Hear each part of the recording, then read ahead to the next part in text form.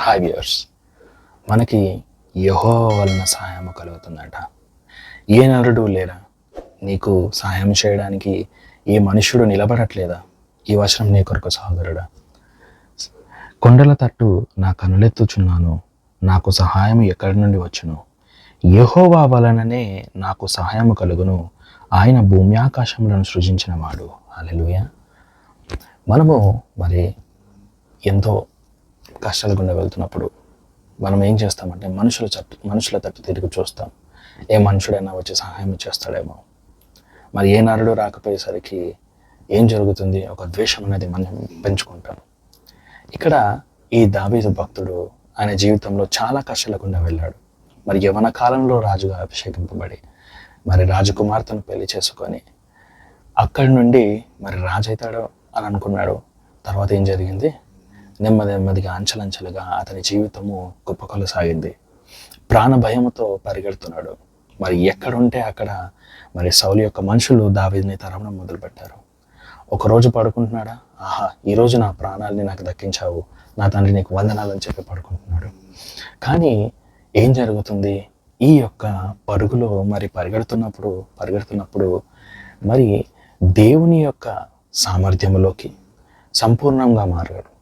మరి దేవుణ్ణి వెంబడిస్తూ ఏ నరుడు అక్కర్లేదు, నా యెహోవా నాకుంటే చాలు, నేను ఎవరినైనా జయిస్తాను అంటున్నాడు. హల్లెలూయా.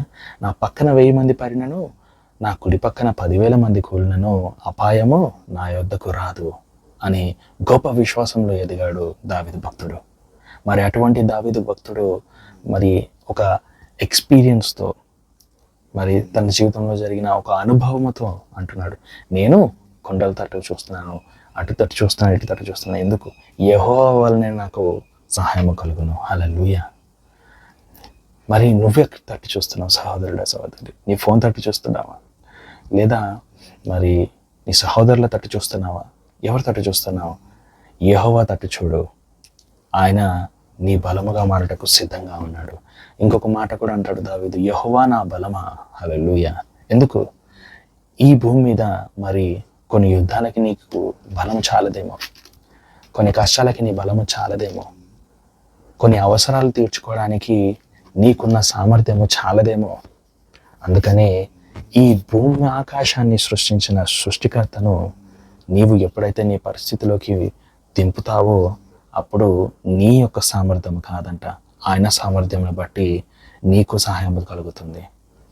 సహోదరి, ఇక్కడ నేను చెప్పదలుచుకున్న ఒకటి ఏంటి అంటే, దేవుడు ఎప్పుడైనా నీ గిన్నె నిండేలాగా ఆశీర్వదించడు, నీ గిన్నె నిండి పొర్లేలాగా ఆశీర్వదిస్తాడంట. హల్లెలూయా. యెహోవా నా తలంటి ఉన్నాడు, నా గిన్నె నిండి పొర్లుతుంది అని అంటాడు దావీదు కీర్తనకారుడు. అంటే నీ గిన్నె నిండడము నీకు ఆశీర్వాదకరము. మరి నీ గిన్నె నిండి పొర్లి పారడం అంటే నీవు ఇతరులకు ఆశీర్వాదకరంగా ఉండటము. దేవుని చిత్తము ఎప్పుడైనా ఒకటి ఏంటంటే, నీవు కష్టాల గుండా వెళ్ళావా, మరి నువ్వేదైతే నేర్చుకున్నావో, నీవే ఆశీర్వాదం అయితే పొందుకొని ఉన్నావో, నీవు నీ సహోదరులకి కానీ, నీ కుటుంబీకులకి కానీ, బంధుమిత్రులకి కానీ నీవు ఆశీర్వాదకరంగా ఉండాలనేది కూడా దేవుని చిత్తము. హల్లెలూయా.